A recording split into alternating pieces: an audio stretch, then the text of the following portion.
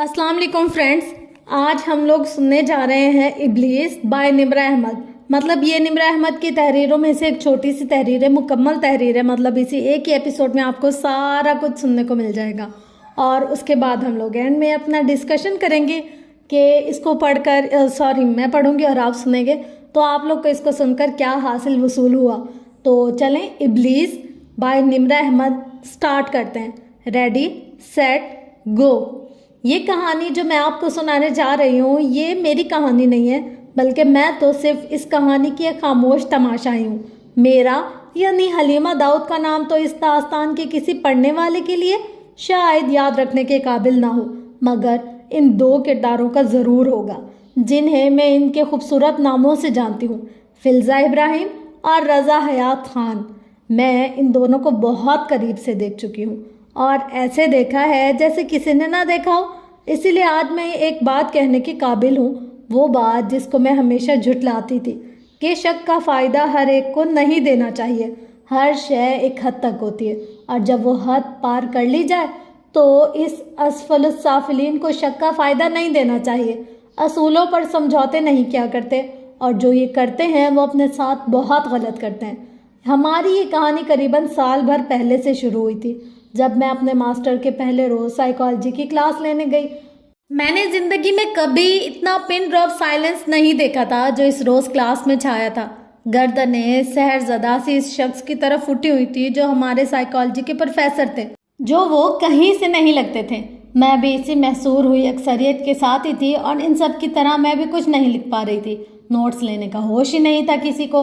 वो थे ही ऐसे शख्स के साथ जिसके सामने निगाह ठहरती ना थी। वो रोस्ट्रम पर खड़े अपने संजीदा अंदाज में लेक्चर दे रहे थे। तीखे नकूश, खूबसूरत आंखें, साफ रंगत, जमील से पीछे किए हुए बाल, कीमती और नफीस ऐश ग्रे टू पीस में मलबूस, वो बला के हैंडसम थे। सिर्फ वजाहत नहीं, एक और कशिश भी इनके अंदर थी जो मुकाबिल को ऊंधे मुंह गिरा देती थी। वो कशिश क्या थी? मैं इसे कोई नाम नहीं दे सकी, बस कोई मकनातीसी असर था जो इनके इर्द गिर्द फैला और इस मकनातीसियत से कोई भी महफूज नहीं रहा कर रहा था। क्लास ख़त्म हुई तो सबके लबों पर एक ही नाम था, सर ज़िया हयात ख़ान। इस रोज़ मुझे पहली दफ़ा प्रोफेसर रज़ा का नाम मालूम हुआ था। वो यंग थे, स्मार्ट थे और उनकी हिस्से में सब बहुत ज़बरदस्त थी। इनके लेक्चर में कोई बोर नहीं हो सकता था। इनकी शख्सियत का फसूं था ही और कुछ कमाल गुफ्तार। वो अपने मौजू पर मुकम्मल अबूर रखते थे और वो कभी लाजवाब नहीं होते थे। इनसे पूछे जाने वाले हर सवाल का जवाब साहिल को हमेशा बर वक्त मिलता था। मन में वो ज़्यादा ना थे, एमफिल किए हुए भी इन्हें ज़्यादा अरसा नहीं गुजरा था और यूनिवर्सिटी से वो 5 बरस से मुंसलिक थे। हम तो इनके पुरस्कार बन ही गए। हमारे सीनियर्स का तो और बुरा हाल था। पूरे डिपार्टमेंट में अगर किसी का चर्चा था तो वो सर रज़ा थे। इनसे मेरा बाकायदा तारुफ इनकी दूसरी क्लास में हुआ जब इन्होंने तमाम तलबा से अपना नाम बताने की दरख्वास्त की। जब मेरी बारी आई तो मैं कदर झिझक कर खड़ी हुई। सर, मेरा नाम हलीमा दाऊद है। इन्होंने जवाबन मुझे हल्की नरम सी मुस्कुराहट दी। मैं धड़कते दिल के साथ वापस नशिस्त पर बैठी। इनकी वो मुस्कुराहट मेरी मताए जाँ बन गई थी। वो मेरे लिए मुस्कुराए, मेरा नाम सुनकर मुस्कुराए। मुझे लगा था कि मैं कभी इस लम्हे से निकल नहीं सकूंगी, मगर सब्र है दिल, अभी और बहुत से लम्हे आने। इस रोज़ बाहर ज़ोरों की बारिश हो रही थी और अंदर हमारी क्लास जा रही थी। आज वो साइकोलॉजी से बहुत हटकर बात करने के मूड में थे और हम महसूर हुए बंद आंखों से उनकी पैरवी करते रहे। कौन बताएगा कि इंसान की शनाख्त किन चीज़ों से होती है? वो चेहरा कदर झुका कर माइक में बोले तो बहुत से हाथ फिजा में बुलंद हुए। इंसान की शनाख्त इसके नाम से होती है सर, इसके मुल्क से होती है, कबीले या ज़ात से, रस्म व रिवाज से, ज़बान से, इसकी किरदार की खसूसियात से, किसी अच्छे या बुरे कारनामे से। वो मुस्कुराकर एक एक की सुनते गए। दफ़ातन मैंने अपना कमज़ोर सा हाथ बुलंद किया। जाने इतने लोगों में इन्हें मेरा हाथ कहाँ से नज़र आ गया? जी हलीमा दाऊद, आप बताइए इंसान की शनाख्त किस शय से होती है? बहुत सी गर्दनें मेरी जानिब घूमी। मैंने बमुश्किल थूक निकला। सबके सामने बोलना मेरे लिए हमेशा कठिन रहा था, मगर प्रोफेसर रज़ा की हिम्मत अफजा मुस्कुराहट मेरे अंदर नई रूह फूंक गई थी। दीन से मैं हकला कर बोली तो उनके चेहरे पर चमक सी आ गई। फाइनली हलीमा ने वो बात कही जिसके सुनने का मैं मुंतज़िर था। हम शनाख्त के मामले में दीन को कैसे स्किप कर सकते हैं? दरअसल ये सोशल साइंसेस का एक अहम सवाल है। जब हम इंसानी शनाख्त की बात करते हैं तो दीन को क्यों भुला देते हैं? वो अपने मखसूस पुरकशिश अंदाज में हाथ हिलाकर कहते रहे और मैं बस एक नज़र फ़िक्रे पर ही ठहर गई। फाइनली हलीमा ने वो बात कही जिसके सुनने का मैं मुंतजिर था। बाहर गिरती बारिश के कतरे मेरे दिल को भिगोने लगे थे। मुझे लग रहा था मैं अभी रो दूंगी। मैं वो थी जिसे हुजूम तो क्या, दो लोगों में भी खड़ी हूं तो कोई नजर उठा कर ना देखे। चेहरे पर नकाब पहने, कढ़ाई वाली चादर ओढ़े मैं बेहद मामूली शक्ल की लड़की थी। अगर कोई मेरी मौजूदगी को नोट करता भी तो शायद मेरी बैसाखी की बाइस, जिसके सहारे में चलती थी। एक हादसे में कई बरस कबल मेरी दाएं टांग मफलूज हो गई थी और अब मेरा वाहिद सहारा मेरी बैसाखी थी। एक कम शक्ल माजूर लड़की को किसी ने लम्हे भर को तारीफी निगाहों से नवाजा था। मैं खुद को बादलों में तैरता महसूस करने लगी। शाम को जब मैं अपने कमरे में अकेली बैठी तो खुद से बातें करने लगी। हर शख्स खुद कलामी करता है। जो कहता है कि वो खुद कलामी नहीं करता वो झूठ बोलता है। तन्हाई में मैंने भी अपनी एक दुनिया बना रखी थी, जहाँ मैं माजूर और कम शक्ल ना थी, जहाँ मेरी हतक और तजलील नहीं होती थी और जहाँ मुझे कोई एहसास कमतरी नहीं होता था। वहाँ इस दुनिया में हलीमा दाऊद नहीं थी, मैं अपना यावर थी। ये नाम भी खुद को मैंने दिया था और दिया ही था। ये नाम मुझे बहुत पसंद था। अपना नाम बदलने का इख्तियार ना था मुझे, अगर होता तो वो भी हलीमा दाऊद के साथ मेरा वजूद भी निगाहों के सामने घूम जाता था और मैं खुद को कभी अपना नाम ना देती। ऐना बहुत खूबसूरत थी, बेतहाशा अमीर और शाही खानदान की इकलौती औलाद, बाप के अरबों के बिजनेस की इकलौती जाननशीन और यूनिवर्सिटी के हर स्टूडेंट के दिल की धड़कन रोकने का सबब। वो जब चलती तो लोग सहरज़दा से ठहर कर इसे देखते थे। इसके हुस्न, जहानत और दौलत की किसे हर जगह फैले थे। वो राजधानी की शहजादी थी और इस शहजादी जैसा कोई ना था। अम्मा की आवाज़ आई तो मैं चौंकी, फिर बेसाखियों से खुद को घसीटती बाहर आई। अम्मा की आवाज़ यूं ही अक्सर मेरे इर्द गिर्द तैरते अपना यावर के सतरंगे बुलबुले में छीन कर फाड़ देती थी। जी अम्मा। मैंने किचन के खुले दरवाजे से झांका। वो सिंक के सामने खड़ी बर्तन धो रही थी। आवाज़ पर पलटी। तुम्हारे मामू आए थे आज, फिर किराए का तकाजा कर रहे थे। समझ नहीं आता क्या करूं। इनके चेहरे पर परेशानी रकम थी। हम जिस घर में रहते थे इसका किराया बाकायदगी से मामू को अदा कर देते थे कि नाना की मलकियत था और इनके बाद अब मामू इसके मालिक थे। अम्मा की बेवगी के आगाज़ के चंद बरसों में जब बहुत छोटी थी मैं, मामू ने अज़ाए हमदर्दी हमें इस घर में मुफ्त रहने दिया। जब वो खुद भी इधर ही मुकीम थे, F6 वाले नए घर में शिफ्ट हुए तो इन्हें 5-6 बरस ही हुए थे। बाद अज़ा वो हमसे किराया वसूल करने लगे और अब वो इन चंद सालों की मुफ्त रिहाइश का किराया भी सिक्का राइजुल बग के पैमाने पर तलब कर रहे थे। अब्बू की छोड़ी 2 दुकानों के किराए से हमारे घर का खर्चा, मकान का किराया और मेरी तालीम के अखराजात बमुश्किल पूरे होते थे। अब ये इजाफी खर्चा कहाँ से लाते। कोई और दिन होता तो मैं अम्मा को तसल्ली देती, मगर आज मैं खुद भी खामोश हो गई। शायद मैं ज़हनी तौर पर अम्मा के पास किचन में थी ही नहीं, बल्कि अभी तक क्लासरूम में थी, जहाँ बारिश के तड़ातड़ गिरते कतरे बंद खिड़कियों के शीशों पर लड़क रहे थे। अम्मा काफ़ी देर अपने मसले का रोना रोती रही, मगर जब मैं खामोशी से खला में घूमती रही तो वो शिकस्त खुर्दा सी अपने कामों की जानिब पलट गई। एक रोज़ मैं क्लास के बाद लाइब्रेरी में बैठी पढ़ रही थी जब मुझे सामने खड़ी बुक रैक के पीछे से मध्यम सी आवाज़ें सुनाई दी। लाशऊरी तौर पर मैं इनकी जानिब मुतवज्जा हुई। वो किसी और की नहीं बल्कि प्रोफेसर रज़ा की ही आवाज़ थी। आप रोए मत, ऑपरेशन हो जाएगा। मैं कह रहा हूँ ना, हो जाएगा। मैंने गर्दन ज़रा सी तिरछी की। वो बुक रैक के अकब में खड़े हाथ उठाकर किसी को तसल्ली दे रहे थे। सर, ऑपरेशन नहीं हो सकेगा, डॉक्टर्स ने आज आखिरी तारीख दी थी, मेरी बहन मर जाएगी। मुझे कुछ समझ नहीं आ रहा। वो रुंधी आवाज़ में बोलता ज़ोरैन था, मेरा क्लास फेलो। मैंने सुना था इसकी बहन को कोई पेचीदा सर्जरी करवानी है। अभी वक्त ही नहीं मिला कि मैं मज़ीद तफसील पूछती। वैसे भी मैं इन शरीफ लड़कियों में से थी जो लड़कों से मुखातिब नहीं हुआ करती थी। अच्छा, रोल नंबर क्या है इसका? वो इसके शाने पर हाथ रखे अपने असली नरम अंदाज में पूछने लगे। ज़ोरैन ने रूम नंबर बताया और सर झुकाए आंखों का किनारा उंगली की नोक से पूछा। मैंने देखा प्रोफेसर के चेहरे पर पुरसोच गहराइयाँ छाई हुई थी। मैं धीरे से सर झटक कर पढ़ने लगी, मगर अब किताब की तरफ जहन कहाँ मुतवज्जा होना था। बामुश्किल 3 दिन गुजरे थे कि मुझे ज़ोरैन कैंपस में एक जगह सीढ़ियों पर बैठा नजर आया। साथ इसके 2-3 दोस्त भी थे और वो किसी बात पर हाथ मारकर हंस रहे थे। मुझे ज़रा अचंभा हुआ, मगर खैर, मैं सर झुकाए बेसाखियों से खुद को घसीटती इनके करीब से गुजर रही थी जब ज़ोरैन के दोस्तों की आवाज़ मेरी समाज से टकराई। बहुत मुबारक हो ज़ोरैन, मैं घर पर आंटी को मुबारकबाद देने भी आऊँगा। हाँ यार, मैं बता नहीं सकता कितना पुरसुकून हूँ। ज़ोरैन के चेहरे पर सच्ची खुशी बिखरी हुई थी। अरे हाँ, कुछ पता चला कि ऑपरेशन की पेमेंट किसने की है?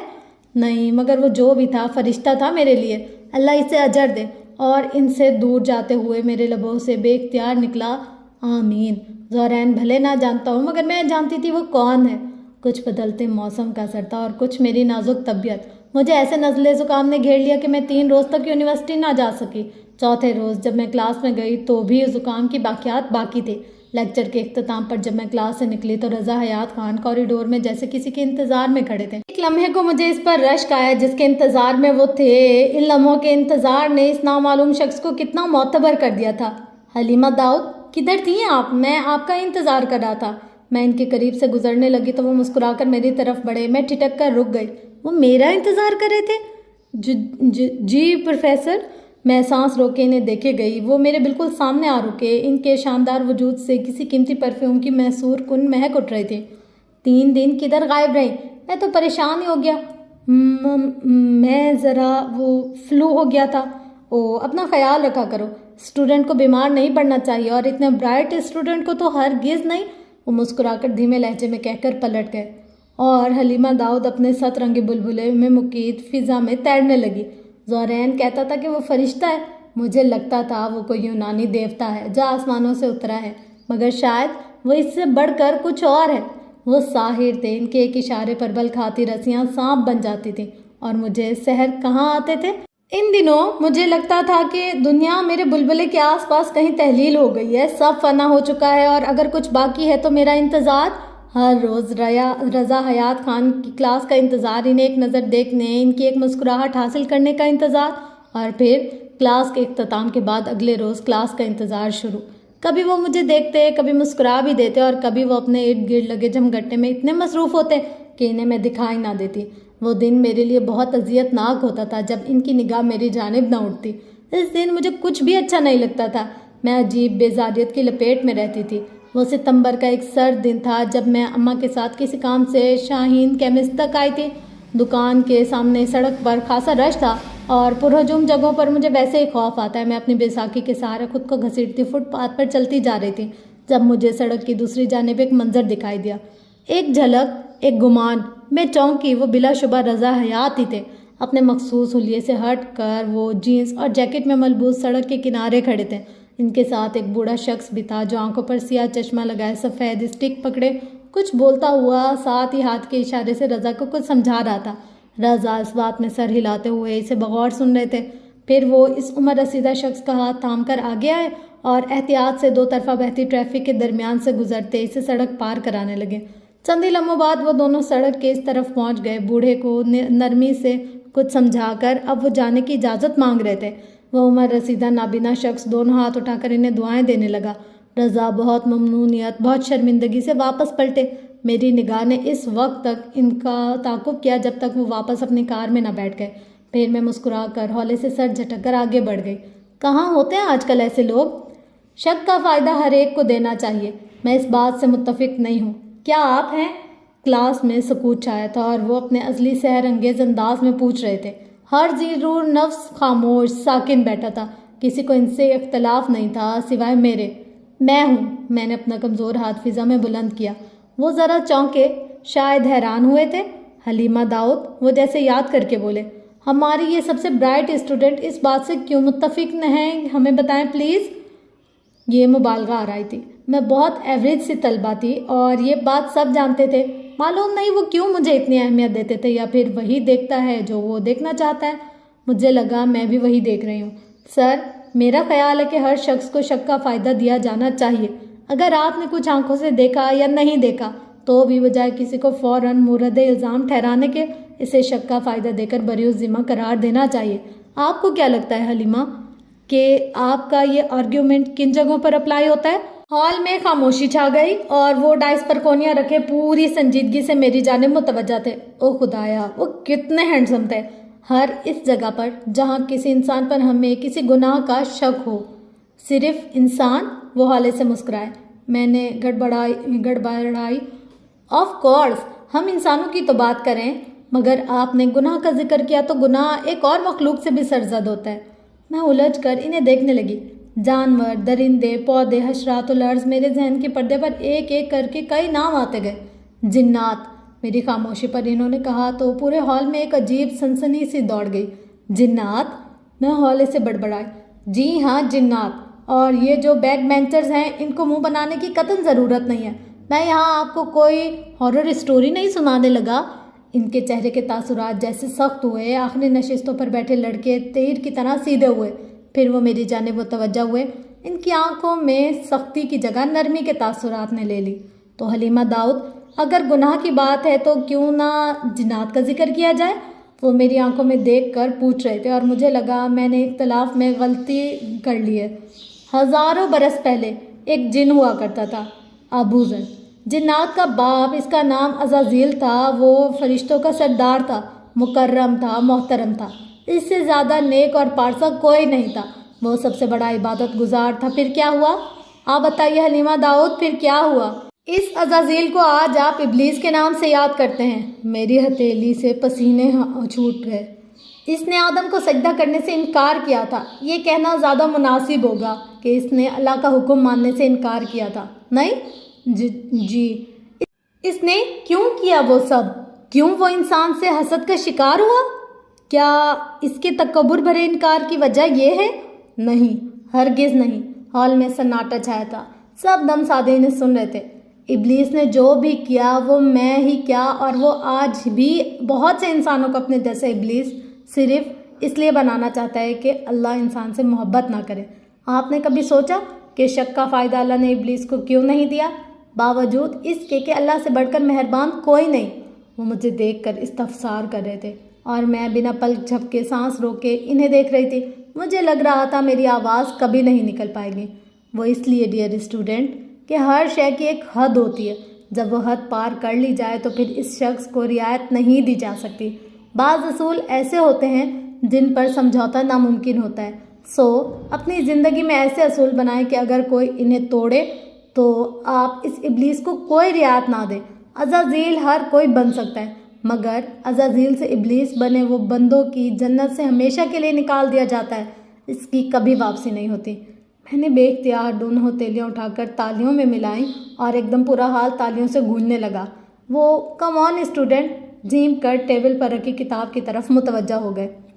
ہمارے ڈپارٹمنٹ کے ایک بہت پرانے پروفیسر سر عثمان راؤ ان دنوں ریٹائر ہوئے تھے۔ ان کے اعزاز میں ایک شاندار سی فیئر ویل پارٹی کا انعقاد کیا گیا تھا، جس پر تمام فیکلٹی ممبرانز اپنے ازواج کے ساتھ مدعو تھے۔ اس شام میں نے پہلی دفعہ پروفیسر رضا کی بیوی کو دیکھا۔ اس کا نام علینا تھا۔ وہ دراز قد، بھورے گھنگریالے بالوں والی بے تحاشا حسین لڑکی تھی، جیسے موم کی گڑیا۔ رضا بلیک ڈنر سوٹ میں ملبوس تھے اور وہ ان کے ساتھ سیاہ اسٹائلش لباس میں پورے اعتماد کے ساتھ کھڑی بہت خوبصورت لگ رہی تھی۔ کوئی اتنا حسین بھی ہو سکتا ہے؟ 5 برس کا پیارا سا بیٹا ماں کی انگلی تھامے کھڑا تھا۔ وہ تینوں ایک ساتھ اتنے مکمل لگ رہے تھے کہ پوری تقریب انہیں تکے گئی۔ مجھے ان کی بیوی اچھی لگی تھی اور انہیں کی طرح بے حد ملےسار اور شائستہ تھی۔ البتہ میرا ان سے تعارف نہ ہو سکا کہ وہ واقعہ تھا جب رضا کے ارد گرد لگے جھمگٹے کے پیچھے میں چھپ جایا کرتی تھی۔ وہ تینوں ایک تصویر کھنچوانے کے لیے ساتھ کھڑے ہوئے اور کیمرہ پکڑے زورین کے کہنے پر مسکرائے۔ فلیش کی روشنی میں ان کی کاملیت اور بھی دمکنے لگی۔ کھٹاکھٹ بورڈ سے اسٹوڈنٹ ان کی تصاویر لینے لگے اور ریڈ کارپیٹ پر فوٹو شوٹ کروانے والے اسٹار سیلیبریٹی کی مانند ہر طرف کیمروں اور فلیش کی چکا چوند روشنیوں سے وہ گھرے رہے۔ اپنے موبائل سے بہت دور سے ایک تصویر میں نے بھی لی۔ اس رات میں اس تصویر کو دیکھ کر بہت دیر تک روتی رہی۔ کیا مجھے بتانے کی ضرورت ہے کہ کیوں؟ کوریڈور میں اسٹوڈنٹ آ جاتے تھے۔ میں اپنی بیساکھی سے خود کو گھسیٹتی آہستہ آہستہ اس دروازے کی جانب بڑھنے لگی جس پر رضا حیات خان کے نام کی تختی لگی تھی۔ دروازہ نیم وا تھا۔ میں نے 2 دفعہ کھٹکایا، پھر جواب نہ پا کر ذرا سا دھکیلا تو وہ کھلتا چلا گیا۔ ان کی کرسی خالی تھی، البتہ ایک خالی کونے میں وہ جائے نماز بچھائے نماز پڑھے تھے۔ جس پل میں نے دروازہ کھولا وہ اسی پل سجدے میں گئے۔ میرا دل احترام سے بھر گیا۔ ان کے سلام پھیرنے تک میں چوکھٹ میں کھڑی رہی۔ وہ فارغ ہوئے تو سر اٹھایا، چہرے پر حیرت آ گئی۔ میری اتنی برائٹ اسٹوڈنٹ اور اتنے تکلف ابھی تک دروازے پر کھڑی ہے، اس بات کا مجھے افسوس ہے۔ آئیں بیٹھے نا۔ وہ تعصف و ندامت سے جائے نماز طے کرتے اٹھ کھڑے ہوئے اور میرے لیے کرسی کھینچ لی۔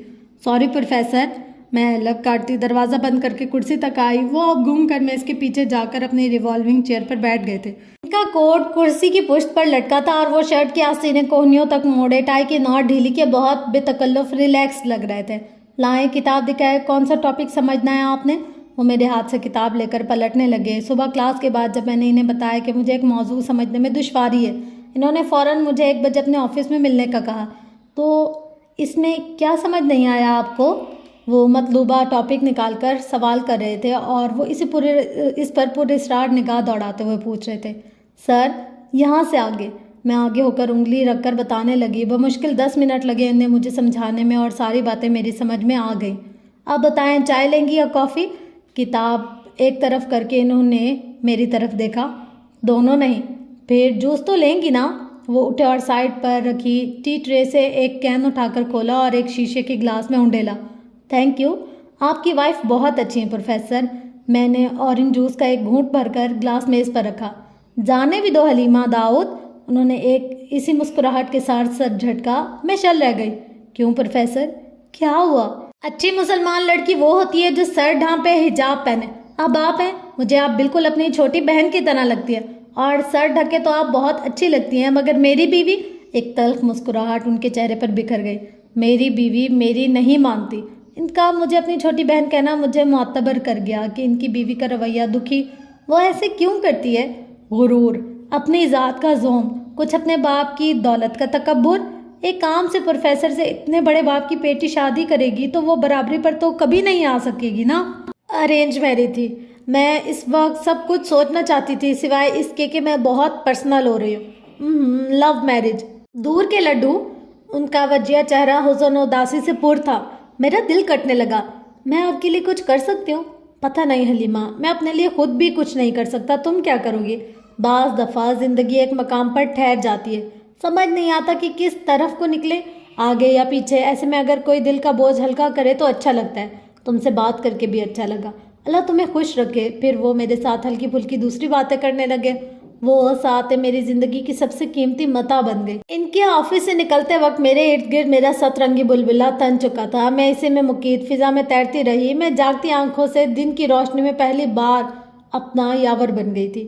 اس روز میں نے پہلی دفعہ ایک بچھڑا بنایا تھا، البتہ یہ بات میں اس وقت نہیں جانتی تھی۔ گھر پہنچی تو اماں رو رہی تھی۔ ماموں آج بہت سی باتیں سنا کر گئے تھے، ان کی مطلوبہ رقم کا انتظام نہیں ہو سکا تھا۔ وہ اب مجھے اور اماں کو سامان سمیت مکان سے باہر پھینکنے کی دھمکی دے کر گئے تھے۔ خون سفید ہو گیا ہے کرامت بھائی کا۔ اماں کو ماں جائے کی بے حسی لڑا رہی تھی۔ میرا دل بھی دکھ میں گر گیا تھا۔ عجیب مایوسی کا عالم تھا۔ پریشانی کے باعث رات میں اماں کی حالت بگڑ گئی تھی۔ بخار نے ایسا آن گھیرا کہ غشی کے دورے پڑنے لگے۔ رات کے تیسرے پہر وہ بمشکل دوا لے کر کچھ سنبھلی تو میں باہر برآمدے میں آ بیٹھی۔ میرا دم گھٹ رہا تھا۔ پریشانی ہر مسئلے کے آخر میں اگر مجھے کوئی ایک شخص نظر آتا جو میری مدد کر سکے تو وہ رضا حیات تھے۔ کیسے اور کیوں میں نہیں جانتی۔ صبح کے 4 بجے آخر دل کے ہاتھوں ہار کر میں نے موبائل اٹھایا اور رضا کا نمبر ملایا جو انہوں نے مجھے آفس میں دیا تھا۔ دوسری گھنٹی پر فون ریسیو کر لیا گیا۔ حلیمہ داؤد نے اتنی جلدی مجھے کیسے یاد کر لیا؟ وہ اتنا حشاش بشاش تھے کہ لمحے بھر کو اپنا مسئلہ بھول گئی۔ آپ جاگے ہوئے تھے؟ ہاں، ابھی تہجد پڑھ کر فارغ ہوا تھا۔ تم بتاؤ کیسی ہو؟ جواباً میں نے کچھ کہنے کے لیے لب کھولے تو دل بھر آیا، گلا رون گیا۔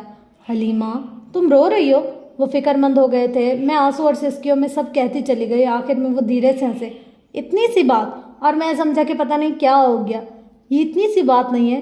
ہے، بالکل ہے، اور یہ مسئلہ صبح تک حل ہو جائے گا۔ ویسے کدھر رہتے تمہارے ماموں؟ بے خیالی میں نے ماموں کا ایڈریس اور نمبر دے دیا۔ پتہ نہیں وہ ان کو کیسے سمجھائیں گے، بس صبح تک میں سب ٹھیک کر لوں گا۔ اچھا بتاؤ، تم نے رات سے کچھ کھایا یا نہیں؟ نہیں۔ پھر میں ہولڈ کرتا ہوں، جاؤ کچن میں اور کچھ پلیٹ میں لے کر آؤ، پھر باتیں کرتے ہیں۔ اچھا۔ میں نے فون رکھا اور مسکراتے ہوئے کچن میں چلی گئی۔ مجھے اپنے بھاری کندھے ہلکے ہوتے ہوئے محسوس ہو رہے تھے۔ اس صبح ہم نے بہت سی باتیں کی، بچپن کی، اسکول کے زمانے کی، اپنی فیملیز کی، گھر، دوستوں کی۔ مجھے وہ بھی اپنی طرح اکیلے اور اندر زمانے کے ڈسے ہوئے لگے۔ میں بہت آہستہ ان کے بہت قریب ہو گئی۔ اور پھر اس صبح وہ یونیورسٹی نہیں آئے۔ شام میں ماموں نے اماں کو شکریہ کا فون کیا کہ ان کو ہمارے بھیجے بندے نے پیسے ادا کر دیے تھے۔ اماں حیران تھی، ان کو تو نہیں، البتہ مجھے ضرور کہا۔ کس نے ادا کیے پیسے؟ ایک دوست نے مدد کی ہے، میں اسے دے دوں گی۔ مگر آپ آم کھائیں، پیڑ کیوں گنتی ہیں؟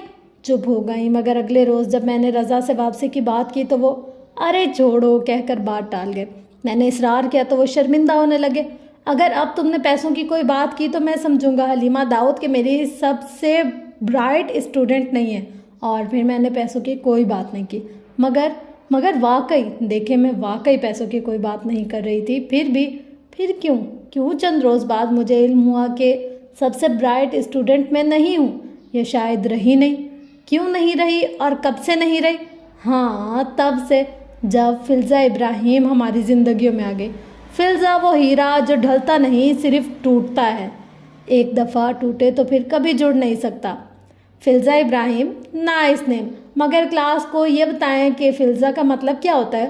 پوری کلاس میں سناٹا چھایا ہوا تھا اور بہت سی نگاہیں رشک حسد سے رضا حیات کے مخاطب کو دیکھ رہی تھی. وہ لیٹ ایڈمیشن تھی، دیر سے آنے والی مگر چھا جانے والوں میں سے تھی. کامنی سی لڑکی، بے حد گوری ملائم جلد اور لمبی آنکھوں کی مالک. اس کے بال کمر تک گرتے تھے، سیدھے سلکی سیاہ بال، اور وہ ہمیشہ انہیں سمیٹ کر دائیں کندھے پر آگے کو ڈال دیتی تھی. اس کا لباس بھی بہت جدید تراش خراش کا ہوتا تھا، بے باک سا، آستین غائب، کھلا گلا اور گردن سے لپٹا ہوا دوپٹہ. وہ بہت خوبصورت تھی، نازک سی، کسی اد کھلے پھول کی مانند جسے چھونے سے بھی میلے ہونے کا خدشہ ہو. فلزا یعنی ڈائمنڈ. وہ اپنی نازک لمبی گردن فخر سے اٹھائے بولی تو رضا حیات دھیرے سے مسکرائے. ڈائمنڈ جو ڈھلتا نہیں، صرف ٹوٹتا ہے، اور اگر ایک دفعہ ٹوٹے تو پھر کبھی نہیں جڑتا. پورا اعتماد طریقے سے بولی. آپ نے اتنا لیٹ ایڈمیشن کیوں لیا فلزا؟ جواباً فلزا نے نزاکت سے شانے اچکائے. اس کے شانے اچکانے کا انداز ایک منفرد سا تھا. موڈ نہیں بنا بس. چلیں اچھا ہے، اب موڈ بن گیا تو کلاس میں فلزا ابراہیم سے بات کی جائے، ہمارے مستقبل کی برائٹ اسٹوڈنٹ. میں بری طرح چونکی مگر رضا حیات میری طرف دیکھ ہی نہیں رہے تھے. وہ فلزا کی جانب متوجہ تھے. آج مجھے ان کی نگاہوں سے اوجھل کر کے کسی ہجوم کی ضرورت نہیں تھی. فلزا پورے ہجوم پر بھاری تھی مگر میں فیصلہ نہ کر سکی کہ مجھے فلزا اچھی لگی ہے یا بری. لیکن یہ طے تھا کہ وہ میری جگہ لے چکی تھی. کلاس کے دوران وہ لیکچر کم نوٹ کرتی اور تیکھے سوال زیادہ کرتی. لیکچر کا زیادہ تر وقت رضا اس کے ہر سوال کا پورے تحمل سے جواب دینے میں گزار دیتے. وہ انہیں زج کرنے کا کوئی موقع ہاتھ سے نہ جانے دیتی. اس کے بعد سوالوں میں کوئی سینس نہ ہوتا. بندر کی دم کیوں ہوتی ہے سر حیات؟ میں حیرانی سے سوچتی کہ اس بے تکے سوال کا کیا جواب ہو سکتا ہے. کیونکہ بندر کو درختوں سے لٹکنا ہوتا ہے، سو وہ اپنی دم کو شاخوں پر رول کر کے لٹکتا ہے. رضا صبر سے مسکراتے ہوئے ہر بات کا جواب بتاتے تو میں انہیں داد دیے بغیر نہ رہ سکتی. مگر پھر بندر کا درختوں پر لٹکنا کیوں ضروری ہے؟ وہ ایسے کیوں نہیں رہ سکتے؟ اوف، میں دل ہی دل میں کڑنے لگتی. فلزا سے اب سبھی کوفت کھانے لگے تھے. اس کے سوال وقت کا ضیاع تھے اور کچھ نہ. یہ بات سب پر عیاں تھی. پھر بھی رضا اس کے جوابات ضرور دیتے تھے. اب ٹھیک سے یاد نہیں کہ اس روز میں رضا کی آفس کس کام سے گئی تھی. شاید کوئی اسائنمنٹ جمع کرنے تھی. دروازہ نیم وا دیکھ کر میں نے دھکیلا تو سامنے کا منظر عیاں ہوا. فلزا رضا کے مقابل کرسی پر بہت بیزار سی بیٹھی تھی. کوہنی میز پر ٹکا کر ہتھیلی تھوڑی تلے جمائے وہ بلند آواز سے کسی بات پر بحث کر رہی تھی. آہٹ پر اس نے گردن موڑ کر مجھے دیکھا اور پھر لب بھینچ لیے. آئیے حلیمہ. رضا نرمی سے مسکراتے ہوئے کھڑے ہوئے. میں چھوٹے چھوٹے قدم اٹھاتی فلزا کی کرسی تک آئی. اس کے ساتھ ایک خالی کرسی رکھی تھی. رضا نے اس خالی کرسی کی جانب اشارہ کیا. بیٹھے. فلزا ایک دم کھڑی ہو گئی. ایک تیکھی نگاہ مجھ پر ڈالی اور اکھڑے اکھڑے لہجے میں بولی، آپ مصروف ہیں تو میں اپنا سوال پھر کلیئر کر لوں گی. ارے نہیں فلزا، آپ بیٹھے. میں نے حلیمہ سے چند ایک رہنے دے، جا رہی ہوں میں. ایک کڑی نگاہ مجھ پر ڈال کر اس نے میز پر رکھا اپنا پرس اٹھایا اور ٹھک ٹھک کرتی کمرے سے باہر نکل گئی اور پھر پیچھے مڑے بغیر باہر کی طرف دروازہ بند کر دیا. نہ سمجھ ہے، بچی ہے، تم برا مت ماننا. بیٹھو. نہیں پروفیسر، بس یہ اسائنمنٹ. میں نے کاغذوں کا پلندہ ان کی طرف بڑھایا. اوکے، میں دیکھ لیتا ہوں. چائے پیو گی یا پھر کافی؟ کچھ نہیں، مجھے ذرا کام سے جانا ہے. میں بنا کچھ سنے شکستہ قدموں سے پلٹ گئی. میں کیوں بیٹھی اور کس لیے؟ مجھے اپنا آپ رضا پہ ایک بوجھ لگنے لگا. ان کی زندگی مکمل تصویر میں میری کوئی جگہ نہیں تھی. آہستگی سے میں نے ان کے کمرے کا دروازہ بند کیا تو دیکھا فلزا دیوار سے ٹیک لگائے سینے پر بازو لپیٹے کھڑی ہے. میں سر جھکایا آگے بڑھنے لگی تو وہ ایک دم میرے ساتھ چل دی. کیا ہے تم میں حلیمہ داؤد کہ رضا حیات تمہاری باتیں ہی کرتے رہتے ہیں؟ میں ٹھٹک کر اس کی جانب پلٹی. وہ عجیب تر نگاہوں سے میرا چہرہ دیکھ رہی تھی. حلیمہ یہ ہے، حلیمہ وہ ہے. انہیں حلیمہ آگے اور پیچھے کچھ دکھائی نہیں دیتا. مجھے لگتا ہے جب تک تم ہو وہ میری طرف کبھی نہیں دیکھ سکیں گے. اس کے لہجے میں اتنا کرب اور دکھ تھا کہ میں دنگ رہ گئے. فلزا، میرا اور تمہارا کیا مقابلہ ہے نا، تبھی تو وہ میری ہر شے کو تم سے ریلیٹ کرتے ہیں. میں کیا کروں کہ میں تم جیسی بن جاؤں حلیمہ؟ پھر اس نے میرے دونوں ہاتھ تھام لیے. مجھے اپنے جیسا بنا دو حلیمہ داؤد. شاید مجھے ایک نظر دیکھ لے وہ. مجھے لگا اس کی لمبی آنکھوں میں نمی تھی. اس وقت اس کے چہرے پر ایسی بے بسی تھی، اتنا کرب تھا کہ میں یک ٹک اسے دیکھی گئی. زندگی میں پہلی دفعہ وہ مجھے بری نہیں لگی۔ اچھا میرا ہاتھ چھوڑو، لوگ دیکھ رہے ہیں، آؤ بیٹھ کر بات کرتے ہیں۔ میں آگے چل دی۔ وہ نخریلی نازک مزاج شاہانہ سی لڑکی سر جھکائے میرے پیچھے ہولی۔ اس ہیرے کو توڑنے کی ضرورت نہیں تھی کہ وہ پہلے سے ہی ٹوٹا ہوا تھا۔ اس کی روح، دل اور احساسات سب ٹوٹ پھوٹ کا شکار تھے۔ وہ نہیں تھی جو کلاس میں لگتی تھی۔ وہ رضا کو زج کرنے کے لیے سوال نہیں کرتی تھی۔ وہ وقت ضائع کرنے کے لیے بحثیں نہیں کرتی تھی۔ وہ تو صرف توجہ کی طالب تھی۔ اسے رضا کی توجہ چاہیے تھی۔ اسے صرف ان کی اپنے لیے کہی گئی چند باتیں چاہیے تھیں۔ اس کے والدین آسٹریلیا میں تھے۔ وہ پڑھنے کے لیے پاکستان آئی تھی۔ پڑھنے کے لیے عموماً لوگ پاکستان سے آسٹریلیا جاتے ہیں، مگر فلزا کا ہر کام الٹا ہوتا تھا۔ وہ والدین سے دور رہنے کے لیے ادھر اپنی خالہ کے پاس رہنے آئی تھی۔ پڑھائی کا تو صرف بہانہ تھا۔ اس کے پیرنٹس کی آپس میں کبھی بنی ہی نہیں تھی اور نہ بننے کا امکان تھا۔ وہ ان کی روز روز کی بک بک سے ذہنی مریض بن گئی تھی۔ اور پھر ادھر ارسل تھا، اس کا رازدار اور اس کے عشق میں پاگل، مگر فلزا کو اس کی نفرت کی حد تک خوف تھی۔ وہ سارا وقت ارسل سے دور بھاگنے کی کوشش کرتی تھی، مگر اس کی آتش عشق بھڑکتی جا رہی تھی۔ شادی پہ اصرار سے لے کر مووی پہ ساتھ لے جانے تک ارسل ہر بات پہ اس کی منت کرتا اور وہ لگاتار نہ کرتی رہتی۔ اب تو اس کا گھر جانے کا دل ہی نہیں چاہتا تھا۔ وہ توجہ کی طالب تھی اور من چاہی توجہ تو اسے کبھی حاصل ہی نہیں ہوئی تھی۔ صرف ایک شخص دے سکتا تھا اسے وہ سب کچھ، رضا حیات خان۔ مجھے ہر طرف رضا کا چہرہ نظر آتا ہے، ہر دیوار، ہر کھڑکی، ہر درخت پہ۔ میں آسمان کو دیکھوں تو بھی وہ نظر آتا ہے۔ ایک دن میں ان کی کیمپس میں نہ دیکھوں تو میری سانس بند ہونے لگتی ہے۔ میں کیا کروں حلیمہ؟ اور مجھے جو لگتا تھا کہ اس مرض عشق میں اکیلی مبتلا ہوں تو غلط لگتا تھا۔ وہ بھی میری جیسی ہی تھی۔ اس روز ہم دونوں دوست بن گئے، ایک قطن بھدا سا جوڑ، مگر خیر جوڑ تو بن گیا۔ ہمارے درمیان ایک ہی اشتراکیت تھی، اور کیا مجھے بتانے کی ضرورت ہے وہ کیا تھی؟ رات کو فلزا کی کال آئی۔ وہ بری طرح رو رہی تھی۔ ارسل نے کچھ کہا ہے کیا؟ میں پریشان ہو گئی۔ بھاڑ میں گیا ارسل، میری زندگی میں ارسل سے زیادہ مسائل ہیں۔ وہ چلائی تو میں نے گہری سانس لی۔ پھر پروفیسر رضا، وہ میری کال نہیں اٹینڈ کر رہے تو رو کیوں رہی ہو؟ اگر تمہاری کال نہیں اٹینڈ کر رہے تو تم رو گی نہیں؟ نہیں، حالانکہ مجھے پتا ہے کہ میں بھی رو دوں گی، مگر گھٹ گھٹ کر، اس کی طرح بآواز بلند نہیں۔ تمہیں ان سے ویسی محبت نہیں ہے پیٹ جیسی مجھے ہے۔ محبت کے پیمانے اپنی مرضی سے مت بھرو فلزا۔ تم کسی کے دل کا حال کیا جانو؟ پر وہ تمہیں مجھ سے زیادہ محبت دیتے ہیں، زیادہ عزت دیتے ہیں، تمہیں چھوٹی بہن بولتے ہیں، اور میں تو کہیں نہیں ہوں۔ بہن بولیں، بیٹی بولیں یا اسٹوڈنٹ، ہم دونوں کا رشتہ برابر ہے۔ میں اسے سمجھانے لگی مگر وہ ضدی لڑکی کہاں سمجھتی تھی۔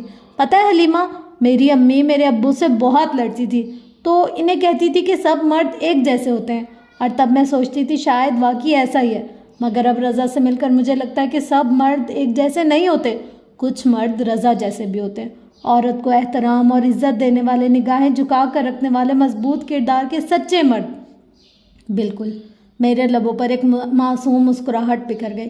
رضا ایسے ہی تھے، نگاہیں جھکا کر بات کرنے والے۔ عموماً جب وہ میرے ساتھ مخاطب ہوتے تو وہ مجھے دیکھتے بھی نہیں تھے، لیکن پتہ نہیں کیوں حلیمہ، میں ان کی بیوی سے بہت جیلس ہوتی ہوں، پتہ نہیں کیوں۔ فون رکھنے سے قبل اس نے کہا تو میں بے اختیار چونکی۔ بہت دن بعد رضا کا فون آیا تو میں بہت خوش ہوئی۔ ہمیں کیسے یاد کر لیا پروفیسر؟ کر تو لیا، وہ دھیرے سے ہنسے۔ گھر میں سب کیسے ہیں؟ اچھے ہیں، تم سناؤ؟ اسپیچ کمپٹیشن میں حصہ لے رہی ہو؟ میں کہاں اچھا بول سکتی ہوں پروفیسر، کوشش تو کر سکتی ہو۔ جانے دیں، بلکہ فلزا کا نام دے دینا، اچھا بول لیتی ہے یہ تم دونوں کی دوستی کیسے ہوئی؟ وہ حیران ہوئے۔ بس ہو گئی، آپ کو برا لگا؟ نہیں، فلزا نگلیکٹڈ چائلڈ ہے، اسے توجہ دیا کرو۔ مگر وہ جیسے لمحے بھر کو جھجکے، تھوڑی احتیاط کرنا، فلزا میں بہت ٹینڈنسی ہے۔ انہوں نے فکرہ ادھورا چھوڑا تو میں چونکی۔ کس چیز کی ٹینڈنسی؟ بس یوں ہی، بتائیں نا۔ بس یہی جھوٹ بولنے کی، باتیں گھڑنے کی۔ ریئلی؟ میں شاکڈ رہ گئی۔ آپ کو کیسے پتا؟ مجھے پتا ہے، اس نے مجھے اپنے کزن کے بارے میں بتایا تو۔ ارسل؟ ہاں ارسل، وہ دھیرے سے ہنسے۔ کیوں؟ ارسل کیا اس کو اس طرح پسند نہیں کرتا جیسے وہ دعویٰ کرتی ہے؟ حلیمہ داؤد، تم بہت سیدھی ہو۔ انہوں نے گہری سانس لی۔ تم نے اس کی ارسل والی بات کا یقین کر لیا؟ کیوں نہ کرتی؟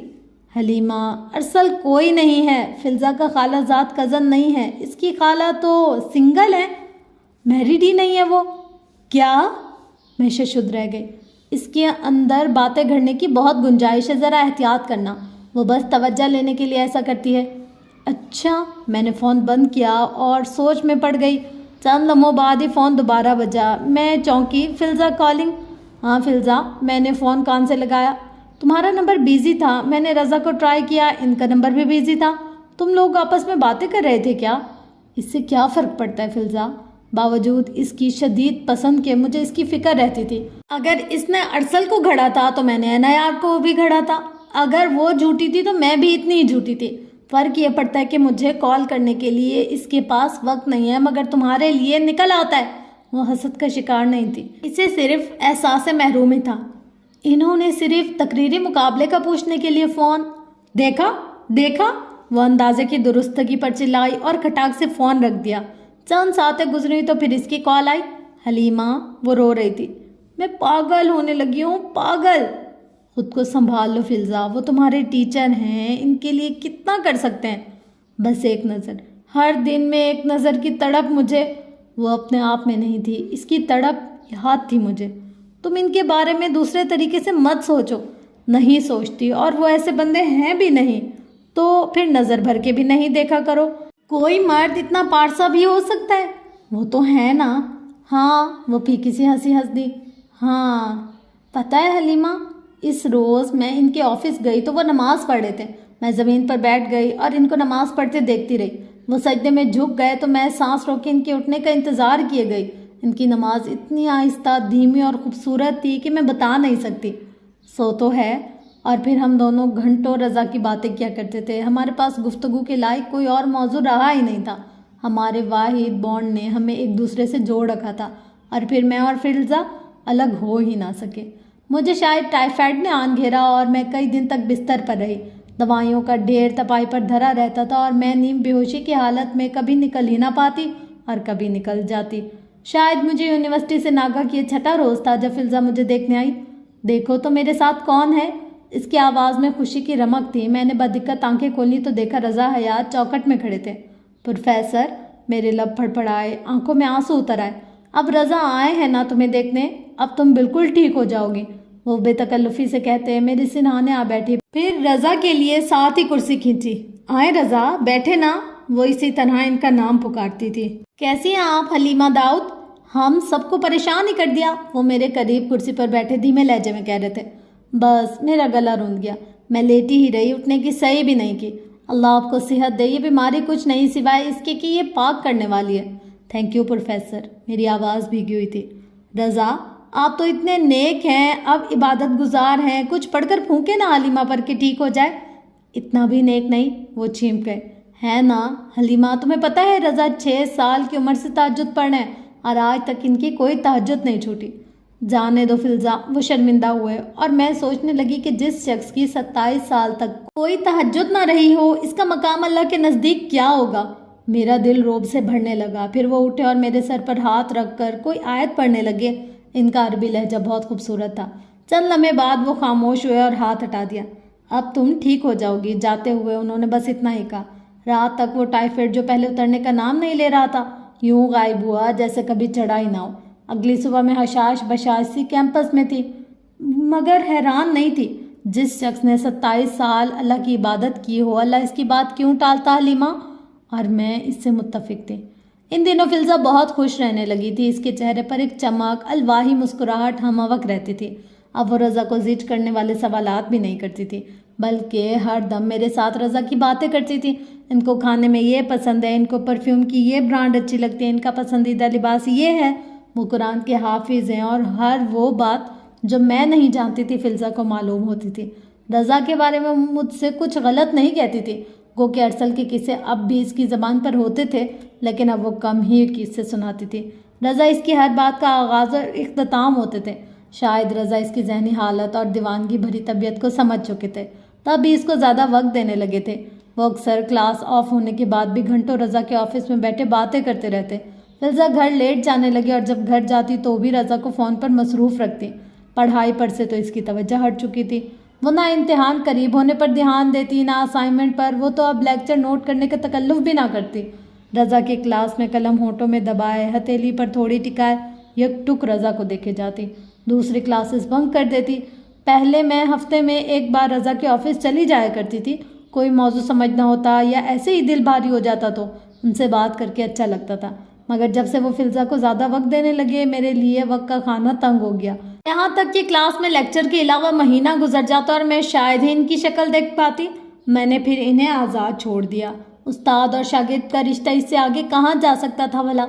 मुझे ये बात समझ आ गई थी, मगर फिर भी अपने हर मसले के हल के लिए मैं इनकी तरफ देखती। मेरे दिल में एक उम्मीद जाग उठी थी कि अगर रज़ा मेरे लिए दुआ करें तो मेरी मफलूज टांग ठीक हो सकती है। छोटे शरारती बच्चों की तरह भागने और दौड़ने को मेरा दिल चाहता था, मगर एक अजियत भी थी। इश्क़-ए-ला हासिल किधर ले जाएगा ये इश्क़-ए-ला हासिल मुझे। मेरी रूह थकने लगी थी। मैं रज़ा की मोहब्बत में फिल्ज़ा की तरह डूब चुकी थी, मगर इसका अंजाम कार क्या था? इस दौड़ के आखिरी लकीर किधर थी? लेकिन अपने बारे में अब मैं कहाँ सोचती थी। मैं तो फिल्ज़ा और रज़ा की फ़िल्म की खामोश तमाशाई बन चुकी थी। चंद हफ्ते मज़ीद गुजरे तो मुझे फिल्ज़ा में ज़रा फ़र्क महसूस हुआ। वो पहले से ज़्यादा खोई खोई रहने लगी थी। मैं इससे मुखातिब होती तो वो पुकारे जाने पर बुरी तरह चौंक जाती, कभी डर जाती, बात बेबात रोने लग जाती। आंसू इसकी पलकों से टूट कर बहने को तैयार होते थे। फिल्ज़ा तुम्हें क्या हुआ है? कुछ नहीं, कुछ भी तो नहीं। वो फीका सा मुस्कुरा कर कहती तो मैं मुतमईन होती। कोई मसला है फिल्ज़ा? नहीं ना। इसकी रंगत अब जर्द रहने लगी थी। मैं बहुत पूछती मगर वो छुपा जाती। फिर एक रोज़ वो हुआ जो मुझे सारी ज़िंदगी की अजियत देता रहेगा। मैं जो फिल्ज़ा के लाख छुपाने पर भी कुरेदने लगी, एक रोज़ सब कुछ एकदम से जान गई और वो मेरी ज़िंदगी का बदतरीन दिन था। प्रोफेसर रज़ा कहते हैं कि मैं उनकी छोटी बहनों की तरह हूँ। हलीमा, कितना मुअत्तबर कर देता है ये रिश्ता आपको। अब मैं इन्हें रज़ा भाई बुलाने लगी हूँ। वो खाली रज़ा बुलाने पर टोकते हैं। हम दोनों लाइब्रेरी के बाहर सीढ़ियों पर बैठे थे जब वो अस खुद बताने लगी। हमारे दरमियान इस मौजू के अलावा किसी दूसरे पर कभी बात ही नहीं हुई थी। ये तो अच्छी बात है, अगर मैं इनकी बीवी से बहुत जेलिस होती हूँ। हलीमा, ऐसा मत सोचो रज़ा के बारे में। तमाम मर्द एक से नहीं होते, वो तो मुझे पता है, और रज़ा भाई जैसा तो कोई नहीं है। जिस शख्स ने 27 बरस तक अल्लाह की इबादत की हो, इसको तो सब माफ़ है ना? हाँ, नहीं, पता नहीं। मैंने ना समझे में सर हिला दिया। मुझे इसकी बात समझ में नहीं आई। अच्छा चलो कैंटीन चलते हैं। वो फ़ाइल उठाकर खड़ी हुई तो एक छोटा सा तयशुदा कागज़ इसकी फ़ाइल से गिरा और मेरे कदमों में आन ठहरा। वो अपनी धुन में आगे बढ़ गई। वैसे भी वो ज़रा गायब दिमाग रहने लगी थी, आगे पीछे का होश इसे नहीं रहता था। मैंने हाथ में कागज़ उठाया और इसे पुकारा, फिल्ज़ा, मगर वो दूर निकल चुकी थी। मैंने कागज़ की तहें खोली, शायद इसका कोई काम का कागज़ हो या असाइनमेंट में जमा करवा दूंगी। यही सोचकर मैंने वो कागज़ खोला। वो एक प्रिंटेड कागज़ था। मैं इसे पढ़ती गई, बार बार पढ़ती गई, यहाँ तक कि मेरे वजूद से जान निकल गई। मेरी आंखों के आगे अंधेरा छाने लगा, लेकिन फिर मैंने हिम्मत मुजतमा की और कागज़ अपने बैग में रखकर उठी। फिल्ज़ा, मैंने इसे जा लिया। कैंटीन नहीं, लाइब्रेरी चलो। क्यों? वो किसी ख्याल से चौंकी। चलो ना। मैं इसका हाथ पकड़कर इसे खींचते हुए ज़बरदस्ती लाइब्रेरी की तरफ ले आई। अंदर सन्नाटा छाया होता। हम दोनों किताबों के एक रैक के पास जा खड़े हुए और मुझे पता था कि मुझे क्या करना है। मैंने कोने में रखी एक किताब उठाई और फिल्ज़ा की तरफ मुड़ी।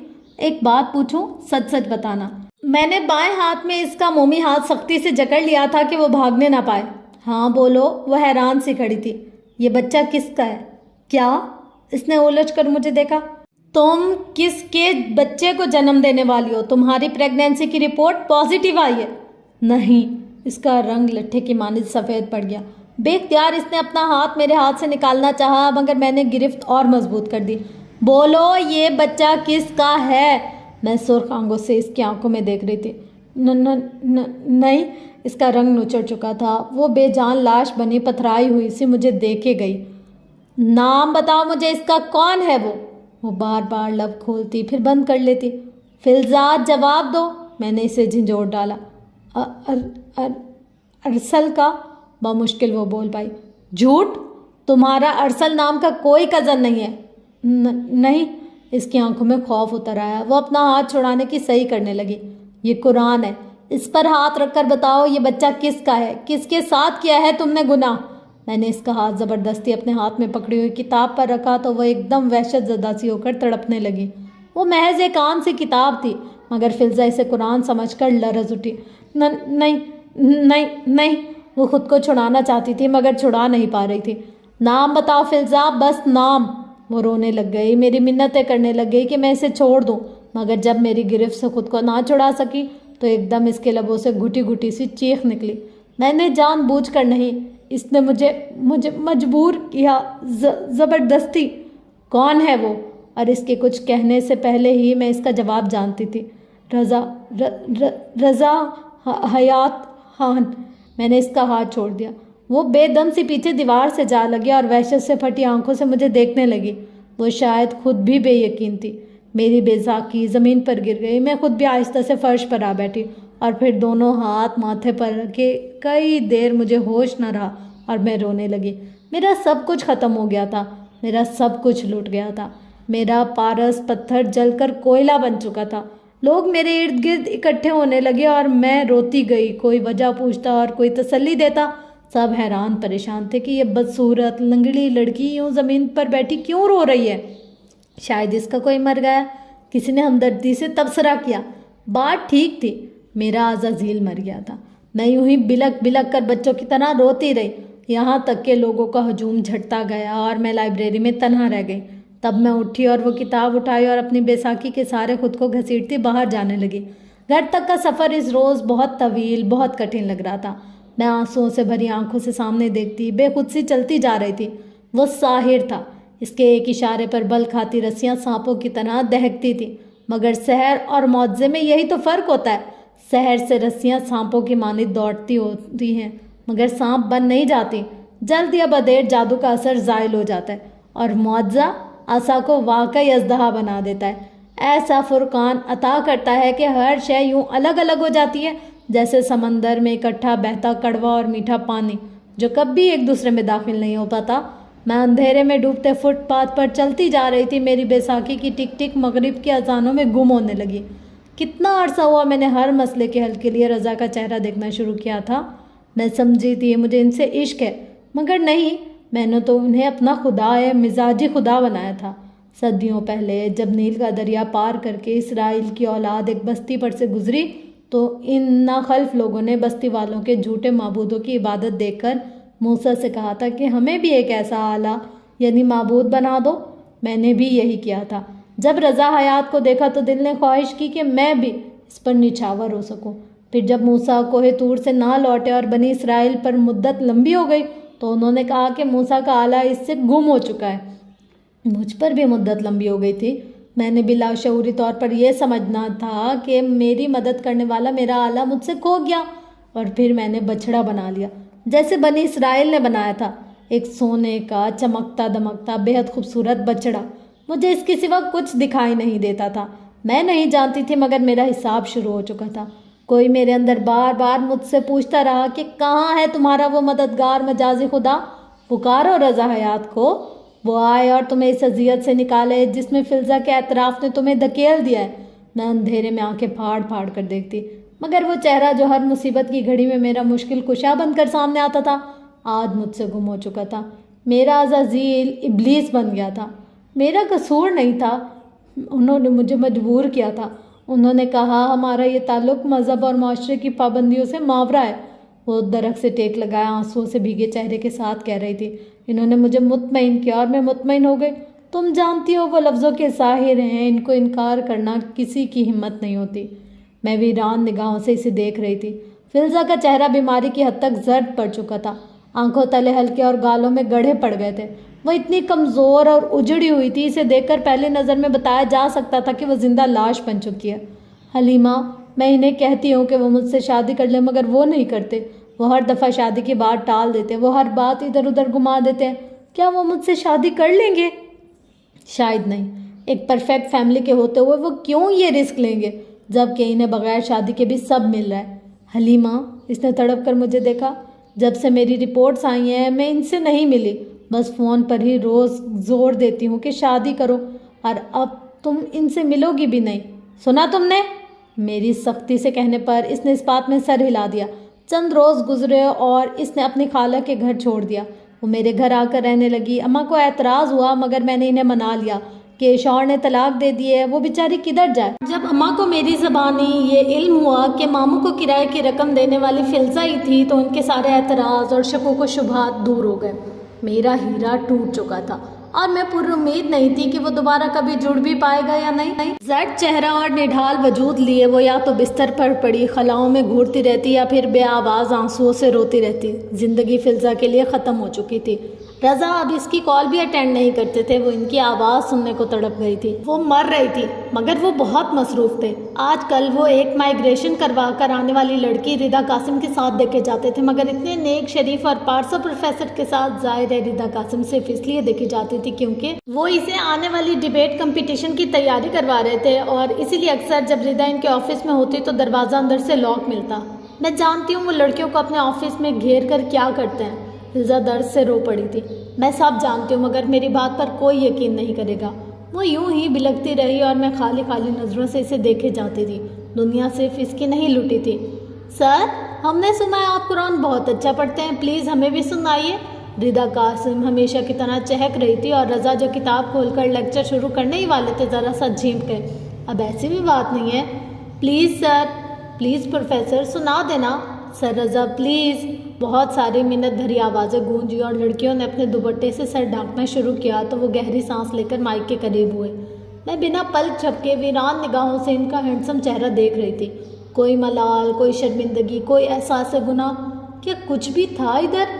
وہ ذرا سا کھنگار کر تسمیہ پڑھنے لگے۔ ان کی آواز خوبصورت تھی، ان کی آواز کا سحر پورے ماحول پر چھانے لگا۔ بہت سی لڑکیوں کی آنکھوں میں آنسو آ گئے۔ ہر شخص اس سما میں بن گیا سوائے میرے۔ میں بہت غور سے ان کا چہرہ کھوج رہی تھی، کہیں کوئی احساس گناہ رقم نہیں تھا۔ کیا واقعی انسان کے اعمال اس کی پیشانی پر نہیں لکھے جاتے؟ وہ اتنے ہی پرسکون، نیک اور پارسا لگ رہے تھے جتنا پہلے لگتے تھے۔ یہی تو فرق ہے سحر اور معجزے میں۔ سحر صرف آنکھوں کا دھوکہ ہوتا ہے اور میری آنکھیں اب دھوکے کی عادی ہو چکی تھیں۔ فلزا الجھ کر میرا چہرہ دیکھ رہی تھی۔ اگر وہ میری منتوں تڑلوں کے باوجود مجھ سے شادی پر راضی نہیں ہوئے تو اس طرح کیسے ہوں گے؟ تم کوشش تو کرو، تم خود ہی تو کہا کرتی تھی کہ کبھی جا کر تم ان کی بیوی کو سب کچھ بتا دو گی۔ میں تو غصے میں کہتی تھی بھلا ان کی بیوی میرا یقین کیوں کرے گی؟ وہ میری تجویز پر حیران تھی۔ ان کی بیوی تمہارا یقین کیوں نہیں کرے گی؟ یہ شک بھی رضا نے ڈالا ہے تمہارے ذہن میں۔ تم پر اعتماد ہو کر ان سے بات کرنا، وہ اس دھمکی پر ضرور ڈریں گے۔ اسے ششپن میں مبتلا دیکھ کر میں اسے سمجھانے لگی۔ بہت دیر بعد اسے میری بات سمجھ میں آئی۔ تمہارے نمبر سے کال اٹینڈ نہیں کر رہے تو تم میرے پی ٹی سی ایل سے کر لو۔ فون کا ریسیور کریڈٹ سے اٹھا کر میں نے اس کے ہاتھ سے تھمایا اور اسے چھوڑ کر باہر چلی گئی۔ اماں گھر پر نہیں تھی، میں برآمدے میں تنہا بیٹھ گئی تھی۔ سامنے میز پر ایکسٹینشن دھرا تھا۔ چند لمحوں میں سوچتی رہی، پھر آہستہ سے ریسیور اٹھا لیا۔ میرے اندر موجود رضا حیات کی محبت میں ڈوبی لڑکی مسلسل فلزا کو جھوٹا کہہ رہی تھی۔ شک کے باعث مجھ سے رہا نہ گیا اور میں نے سماعت ان کی گفتگو کی طرف لگا دی۔ غیر اخلاقی حرکت تو تھی مگر شاید اس سے کوئی فائدہ ہو جائے۔ وہ کہہ رہے تھے، کس نمبر سے کال کر رہی ہو فلزا؟ حلیمہ کی لینڈ لائن سے؟ میں آج کل اس کے پاس رہنے لگی ہوں۔ وہ چند ثانیوں کو خاموش ہو گئے۔ رضا، مجھ سے شادی کر لیں ورنہ میں برباد ہو جاؤں گی۔ تم برباد ہو چکی ہو فلزا، میں نے دل میں سوچا۔ فلزا، کوئی تمہارا کچھ نہیں بگاڑ سکتا، آپ مجھ سے شادی کر لیں۔ وہ میری ہدایت کے مطابق کہہ رہی تھی۔ ساری زندگی پڑی ہے شادی کے لیے، ابھی کوئی اور بات کرو۔ ٹھیک ہے، اگر آپ مجھ سے شادی نہیں کریں گے تو میں آپ کی وائف کو سب کچھ بتا دوں گی، یہ بھی کہ میں آپ کے بچے کی۔ تم ایسا کچھ نہیں کرو گی، وہ تیزی سے بولے۔ پھر مجھ سے شادی کر لیں، وہ اصرار کر رہی تھی۔ رضا چند لمحے کچھ سوچتے رہے، پھر دھیرے سے بولے، تم نے حلیمہ کو تو کچھ نہیں بتایا؟ بے فکر رہیں، آپ کی اس ڈارک سیکرٹ سے کوئی واقف نہیں ہے، وہ تلخی سے بولی تھی۔ ٹھیک ہے، ہم کل شادی کر رہے ہیں۔ کل رات 8 بجے تم بلو ایریا پہنچ جاؤ، وہاں مرسڈیز کے شو روم کے سامنے سڑک کے کنارے کھڑی ہو جانا، میں تمہیں وہیں سے پک کر لوں گا۔ وہاں سے ہم میرے دوست کے گھر چلیں گے جہاں نکاح ہوگا، ٹھیک؟ جی وہ گنگ سی ہو گئی۔ لیکن اگر تم نے حلیمہ سمیت کسی کو بھی بتایا کہ کل رات تم مجھ سے ملنے آؤ گی تو شادی تو چھوڑو، میں تم سے بات بھی نہیں کروں گا۔ ٹھیک ہے، میں نے آہستہ سے ریسیور کریڈل پر رکھ دیا۔ 10 منٹ بعد جب میں واپس کمرے میں آئی تو فلزا کا چہرہ خوشی سے چمک رہا تھا۔ وہ مجھ سے شادی کر لے گا؟ کب؟ کچھ دن تک، وہ مسکرا کر ٹال گئی اور میں اسے دیکھتی رہ گئی۔ وہ آج بھی رضا حیات کی داسی تھی، ان کے حکم پر آنکھیں بند کر کے عمل کرنے والی، ان کے فرمان کے مطابق مجھ سے جھوٹ بولنے والی۔ مجھے خالہ کی طرف چھوڑ دینا، میرے پیرنٹس آ رہے ہیں، مجھے ان سے ملنا ہے۔ اگلی شام جب میں نے اسے دانستہ بتایا کہ میں ماموں کی طرف جا رہی ہوں تو وہ فوراً بولی، پھر تیار ہونے لگی۔ ہلکے گلابی رنگ کی شلوار قمیض کے اوپر اس نے گلابی شیفون کا دوپٹہ پھیلا کر لے لیا تھا، بال کھول کر دائیں شانے پر آگے کو ڈالے اور آنکھوں کو کاجل سے دہکا دیا۔ کانوں میں ننھے ننھے ٹاپس پہنے وہ بہت پیاری لگ رہی تھی۔ میں نے ٹیکسی میں اسے خالہ کے گھر کے قریب مارکیٹ میں چھوڑ دیا۔ تم جاؤ، میں آگے خود ہی چلی جاؤں گی، وہ اتر کر بولی تو میں نے سر ہلا دیا۔ میری ہدایت کے مطابق ٹیکسی والا ایک راؤنڈ لے کر واپس آیا تو فلزا دور ایک اور ٹیکسی میں بیٹھ رہی تھی۔ میں نے 500 کا نوٹ نکال کر ٹیکسی والے کی طرف بڑھایا۔ اس لڑکی کا پیچھا کرو، یہ بلو ایریا جا رہی ہے۔ کافی فاصلے سے اس کے تعاقب کے بعد میں نے فریسکو بیکری کے سامنے کھڑی ہو گئی۔ جہاں میں تھی وہاں اندھیرا تھا۔ فلزا مجھ سے دور مرسڈیز کے شو روم کے سامنے منتظر کھڑی آتی جاتی گاڑیوں کو دیکھ رہی تھی۔ وہ مجھے نہیں دیکھ سکتی تھی مگر میں اسے بغور دیکھ رہی تھی۔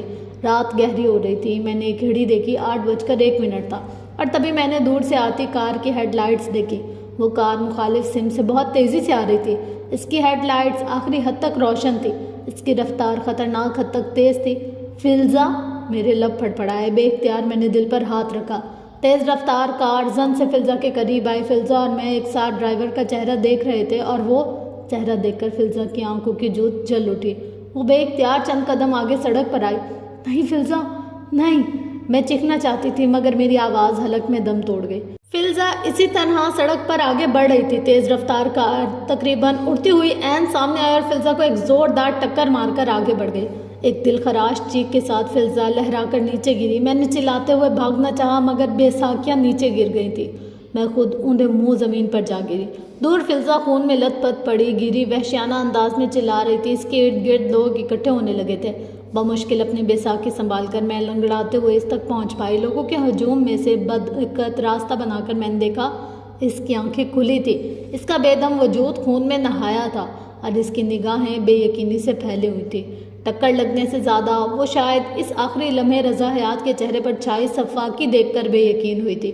دور ایمبولینس کا سائرن بجنے لگا مگر میں جانتی تھی کہ اب دیر ہو چکی ہے۔ میرا ہیرا چکنا چور ہو چکا ہے۔ فلزا مر گئی اور اپنے پیچھے بہت سے آنسو چھوڑ گئے۔ رضا حیات کو اس کی موت کا کلاس میں پتہ چلا تھا۔ وہ بے حد حیران اور ششد رہ گئے تھے۔ انہوں نے وہیں دعا کے لیے ہاتھ اٹھایا اور قرآن کی تلاوت کے بعد ایک رکعت آمیز دعا کروائی۔ آخر میں ان کی آنکھیں بھیگ گئی تھی۔ پھر فلزا کی موت کے تیسرے روز انہوں نے فلزا کی یاد میں ایک پروگرام کا اہتمام کیا۔ اس پروگرام میں فلزا کی ایک خوبصورت تصویر پیچھے اسٹیج پر آویزہ کی گئی تھی اور فلزا کے تمام جاننے والوں نے اس کے متعلق تاثرات بیان کیے۔ جب مجھے بلایا گیا تو میں نے ایک ویران نگاہ سب پر ڈال کر بس اتنا کہا، فلزا وہ ہیرا تھی جسے جوہری تراش نہ سکا۔ جوہری نے ایسی ضرب لگائی کہ وہ ٹوٹ کر چکنا چور ہو گیا۔ ہیرا سب سے سخت کوئلہ ہوتا ہے، اگر ایک بار ٹوٹ جائے تو دوبارہ کبھی نہیں جڑ پاتا۔ وہ ٹوٹ گئی تھی۔ چند روز گزرے ہی تھے کہ میں نے سنا رضا حیات نے اپنا ٹرانسفر کروا لیا۔ وہ سندھ چلے گئے اور اپنے پیچھے اپنے چاہنے والوں کو اداس چھوڑ گئے۔ میں نہ کبھی پولیس اسٹیشن گئی نہ کبھی اس ہٹ اینڈ رن ایکسیڈنٹ کی تحقیقات کا مطالبہ کیا۔ فلزا کے قاتل کو زیادہ سے زیادہ پھانسی مل جاتی، ایسے تو وہ اگلے جہان اپنے گناہ سے بری ہو جاتے۔ میں نے ان کا معاملہ اللہ پر چھوڑ دیا۔ قتل ان کے نام اعمال کا واحد گناہ نہیں تھا، سو ان کا معاملہ اللہ کے حوالے کرتے ہوئے میں نے یہ دعا کی تھی کہ اللہ ان کے ساتھ انصاف کرے اور انہیں شک کا فائدہ کبھی نہ دے۔ یہ دنیا ابلیسوں کے لیے سزا کی جگہ نہیں ہے۔ کلاس میں پن ڈراپ سائلنس تھا۔ سب دم بخود سحر زدہ سے سر ہاشم کو سن رہے تھے۔ وہ ہمارے سائیکالوجی کے نئے پروفیسر تھے۔ ہینڈسم، اسمارٹ، جینیس، حاضر جواب اور مہربان، وہ سب کچھ تھے۔ کوئی منتر تھا ان کے پاس کہ چند ہی دنوں میں ساری کلاس ان کی طرف کھینچی چلی آئی تھی۔ ان کی گرویدہ ہو گئی تھی۔ کتنا اچھے ہیں نصر افندی۔ کلاس کے بعد جب میں اپنی کتابیں سمیٹ رہی تھی تو میری کلاس فیلو فاطمہ یوسف نے آہ بھر کر کہا، ہوں گے؟ میں نے فائل میں صفحے ترتیب سے لگاتے ہوئے سرسری سا کہا، بہت کم لوگ ایسے ہوتے ہیں حلیمہ، اتنے نیک اور مہربان۔ جانتی ہوں ان کا تعلق علماء کے خاندان سے ہے، بلکہ بر صغیر میں اسلام کو متعارف ان کے پرکھوں نے ہی کروایا تھا۔ میں نے انسانوں سے متاثر ہونا چھوڑ دیا تھا، سو اب مجھے کوئی فرق نہیں پڑتا تھا۔ فاطمہ، مجھے یہ سب مت بتاؤ۔ انسان وہ نہیں ہوتے جو دکھائی دیتے ہیں۔ میں بیگ اٹھا کر اٹھ کھڑی ہوئی اور فاطمہ نے خفگی سے مجھے دیکھا۔ سب مرد ایک سے نہیں ہوتے۔ ہاں، سب مرد ایک سے نہیں ہوتے، مگر فارمولا سب پر ایک ہی اپلائی ہوتا ہے۔ جو محرم ہے وہ مرد آپ کے لیے اچھا ہے، اور جو محرم نہیں، وہ چاہے آپ کو جس رشتے سے بھی پکارے وہ آپ کے لیے اچھا نہیں ہو سکتا۔ جو محرم نہیں، اسے تنہائی میں ملنے کی اجازت میرے رب نے نہیں دی۔ چاہے وہ تنہائی ٹیلی فونک گفتگو ہو یا کسی پروفیسر کے آفس میں جا کر اس سے ملنے کی حد تک۔ سب مرد ایک سے نہیں ہوتے فاطمہ، مگر فارمولہ سب پہ ایک ہی اپلائی ہوتا ہے، ایک تلخ مسکراہٹ کے ساتھ کہہ کر میں پلٹ گئی۔ میری بے ساکی کی ٹک ٹک خالی کلاس روم میں گونجنے لگی۔ میں لنگڑاتے ہوئے دروازے کی طرف بڑھنے لگی۔ میں جانتی تھی کہ پیچھے بینچ پر بیٹھی فاطمہ کو میری بات سمجھ میں نہیں آئی، مگر شاید آپ کو آ گئی ہوگی۔ مجھے قدرت کا یہ اصول اس وقت سمجھ آیا جب میں فلزہ کو کھو چکی تھی۔ ہاں، میرا مددگار، مجاز خدا، رضا حیات، وہ جس کی صرف خیال نہیں مجھے باندھ رکھا تھا، مجھے اللہ سے دور کر گیا تھا۔ میں نے اس سونے کے بچھڑے کو توڑ کر جلا کر نیل کی پانیوں میں بہا دیا، اور اب میں آپ سے پوچھنا چاہتی ہوں کہ کیا آپ کا بھی کوئی ایسا جھوٹا خدا ہے جس نے آپ کو باندھ رکھا ہے اور آپ کو خدا سے دور کر دیا ہے؟ اگر ہے تو اسے ابھی توڑ ڈالیں۔ نصیحت پھر بعد میں آپ کے پاس نہیں آئے گی، بعد میں صرف عذاب آتا ہے۔ او واو، بہت بہت بہت زبردست اور ٹریجک سا تھا یہ، زبردست، مطلب پڑھ کر مزہ آ گیا واقعی یار۔ مطلب ہم لوگوں، مطلب جو لڑکے لڑکیاں پڑھتے ہیں نا، اکثر لوگوں کا جو فرسٹ کرش، فرسٹ لو ہوتا ہے وہ ان کی کلاس ٹیچر یا کوئی ایسے ہوتے ہیں جو ان کو پڑھاتے ہیں۔ مطلب ہم بچے جب تھوڑے تھوڑے میچور ہونے لگتے ہیں یا بڑے ہونے لگتے ہیں نا، تو ہمارے لیے پہلی انسپائریشن یا پہلی اگر ہم کہیں پسند کی جگہ تو وہ ہمارے استاد ہی ہوتے ہیں نا۔ اور موسٹلی لوگ یہ کہتے ہیں کہ ہم اپنی ٹیچر کو پسند کرتے تھے پہلے، یا اپنے فلاں سر کو پسند کرتے تھے، ان کے اٹھنا بیٹھنا بولنا چالنا ہمیں پسند تھا، تو یہ بہت اچھی چیز ہے۔ اور جس چیز کو ہائی لائٹ کیا گیا وہ بھی بہت زبردست بات ہے، کیونکہ ایسا ہوتا ہے لوگ جو بظاہر نظر آتے ہیں ویسے وہ ہوتے نہیں ہیں، اور بس اللہ تعالیٰ پناہ میں رکھتے ہیں اپنی ہمیں ہر طرح کے شر اور برے وقت اور برے حالات اور برے لوگوں سے۔ مطلب جب فلزہ کا ایسے ایکسیڈنٹ ہونا، مجھے اتنا افسوس ہوا، لڑکیاں کتنی بے وقوف ہوتی ہیں، اور اس میں کچھ حد تک قصور ہمارے گھر والوں کا بھی ہوتا ہے۔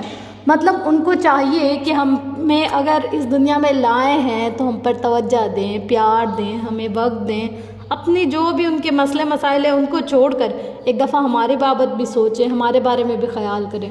تو یہ چیزیں بہت یعنی کہ دردناک اور تکلیف دہ ہوتے ہیں۔ بہرحال آپ لوگ اپنا فیڈ بیک ضرور کمنٹ باکس میں شیئر کیجیے گا کہ آپ کو یہ کیسے لگا اور سن کر مزہ آیا بھی یا نہیں۔